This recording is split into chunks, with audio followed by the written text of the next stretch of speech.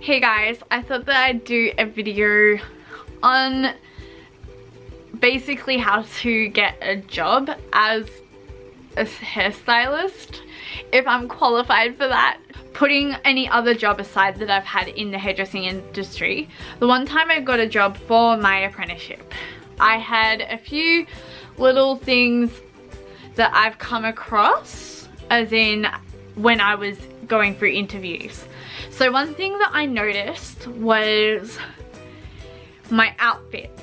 I had to the ones that I sort of heard more back from were the people who sort of liked the way that I dress, although I'm not too sure about this shirt because I never wear a V.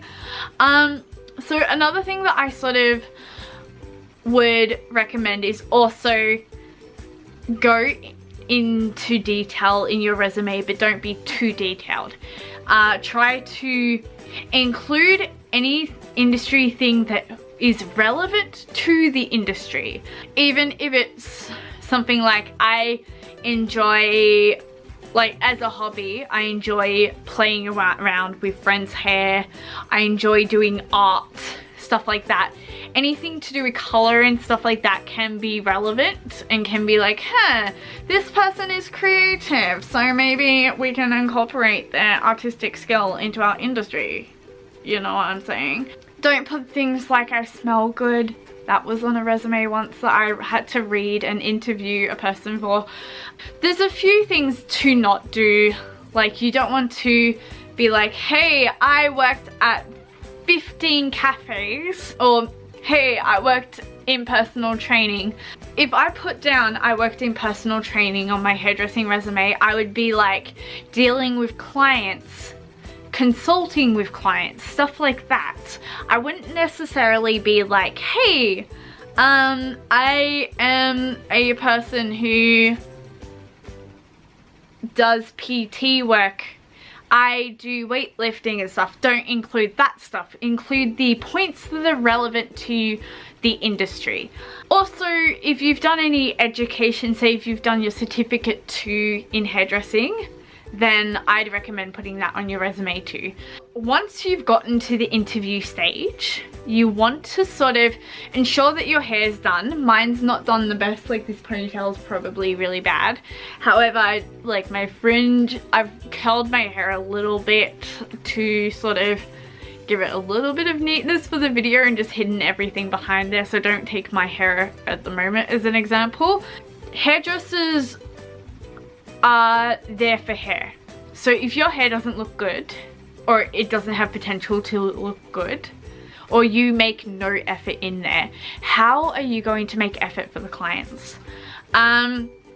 Hairdressers are also in the fashion industry, so you want to sort of make sure that you're dressed the part. You want to look like a hairdresser. For instance, hairdressers have a reputation of wearing a lot of black, mainly so we can use one of these to color in bleach stains.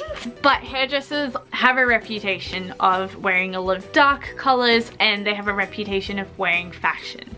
So that's something that's really important to look into as well. Now, you also need to remember a lot of the demographic for hairdressing clients are young adults to elderly adults. You don't want to be talking about things that are really fluffy. You want to sort of keep the conversation to a mature level, which is something that I struggled with at first. For instance, if somebody wants to talk about the news, go for it. Don't talk about your binge drinking on the weekend, or if you've got kids, sometimes it's okay to bring up little details in an empathetic method.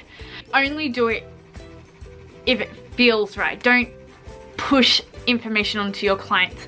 They're more likely to listen to things that relate to them. So for instance, if you talk about kids, they could have kids and they could be going, hey, like, we're somewhere on the weekend that I can take my kids, and I can say, my nephew really enjoyed this.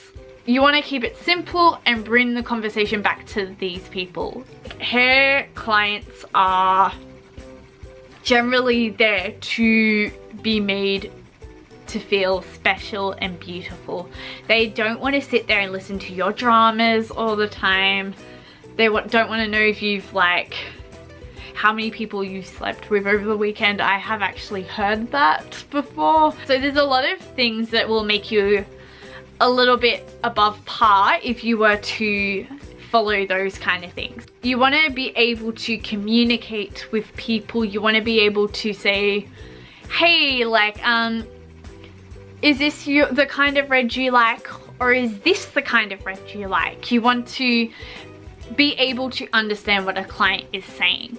So if your communication skills aren't up to par, then evaluating what a client wants may be a bit more difficult for you. There's a lot that comes with that kind of stuff, and that interview, how you articulate, how you speak, how you present yourself, the amount of attention to detail that you have, all of that needs to come together. That will be the thing that makes you stand out from other people competing for the job, because there's actually a lot of people in the industry that you have to compete against. The industry itself is not the most professional at times.